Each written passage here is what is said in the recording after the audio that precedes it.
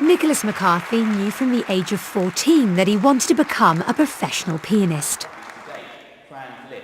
When I came to my mum and dad and said, "Mum, I want to be a concert pianist," and there was that kind of look of, really? Are you sure this is the career you want to do?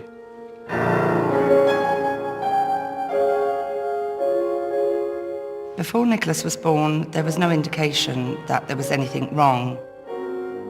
It was only after I had Nicholas that my husband said he hasn't got his right hand. And I'll be perfectly honest, it was a complete and utter shock to us. But these challenges, it's what defines us. One day I remember I was playing my little cheap keyboard that my parents had bought me, and it was up in my bedroom. And my dad shouted up the stairs, "Nick, turn the stereo down." So I shouted, "Dad, it's not the radio, it's me." So I think for them that was probably the first time that they realised, he might have something here.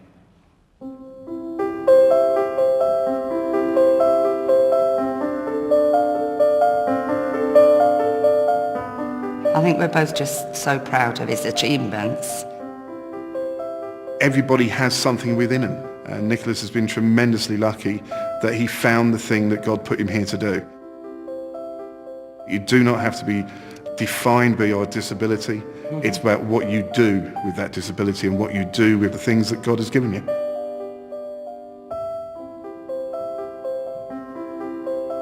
When I do get the chance to play in a cathedral or a church or a sacred space, I always feel quite a strong connection to my faith and that comfort that brings. And I think that really does reflect in performances.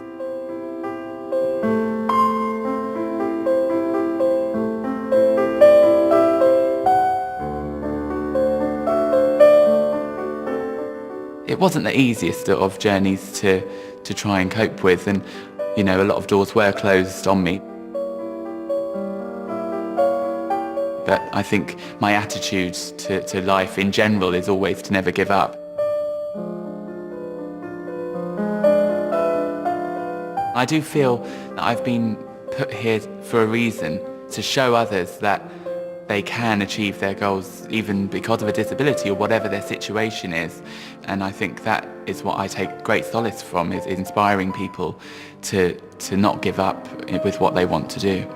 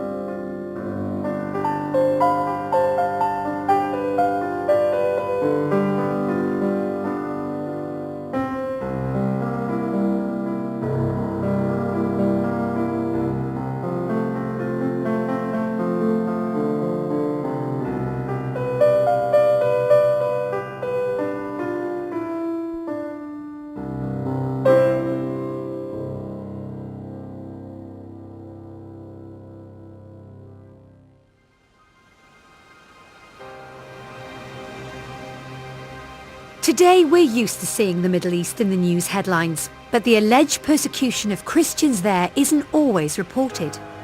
Ade Adepitan meets a remarkable Syrian family torn apart by war. Imagine you're a Christian family and suddenly you're confronted by your neighbours and colleagues who you've known for years, and they offer you a stark choice: convert to their religion, leave your home forever, or be killed just for practicing your faith. If anybody have a question... That's the ultimatum facing Syrian Christians, according to Johnny and Olfat. With loved ones still in Syria, they want people in the UK to hear about the persecution. They've seen their homeland ravaged by conflict between the national regime and Islamist fighters, and Johnny says those fighters can be familiar faces. These people, we used to live with each other, we go to school with each other, we work with each other, but now we are, like them enemy.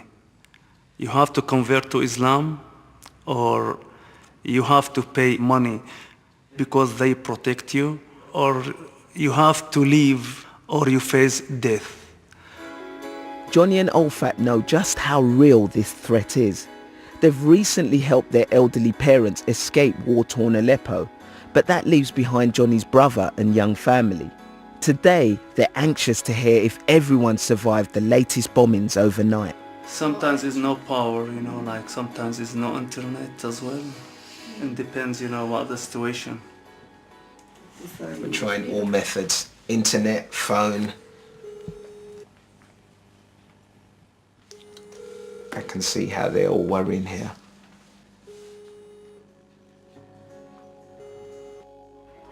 الو ايه فادي شلونك؟ علي ضوك. You can see the joy, you can see how happy they are. I mean, this is a really lovely moment just to know that their family is safe. ايش الاخبار؟ These conversations are quite bittersweet because they're happy because you get to speak to your family, but they're also sad because you hear of all the horrible news that's going on in Syria. باي باي How was that? نشعر بالألم لأنه فراقهم. The separation, it's hurt us. بس بنشكر الله على إنه. But we thank God every day they go through the day in good health and God look after them. Despite the family being torn apart by conflict and facing huge personal loss, their remarkable faith has never faltered. I mean, help me understand this. You've lost pretty much everything in Syria. You've had to flee your home. You've had to bring your parents to a different country, but yet you still forgive these people. I have good memory with them. I love them. I forgive them for every single thing they did for us. And we can't really revenge or think about, fight back because they've done more than that to Jesus. They crucify him.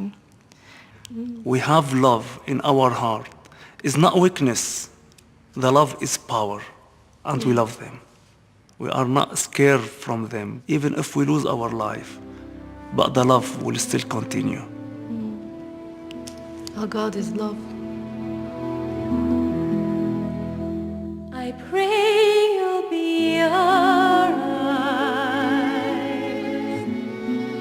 and watch us where we go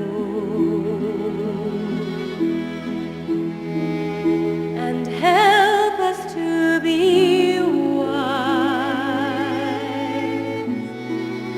in times when we don't know. Nella mia preghiera, Let this be our prayer, la fede which shadows fill our days. lead us to a place, guide us with your grace, give us faith so weary say.